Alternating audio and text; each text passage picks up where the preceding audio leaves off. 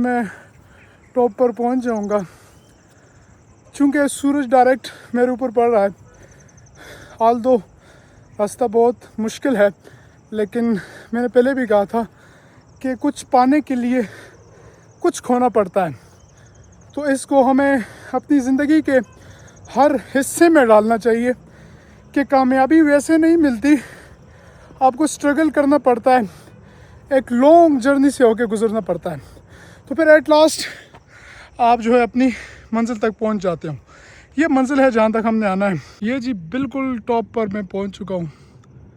ये सामने चिड़िया का इलाका है और इस तरफ जो है वो खेला कहते हैं इस इलाके को।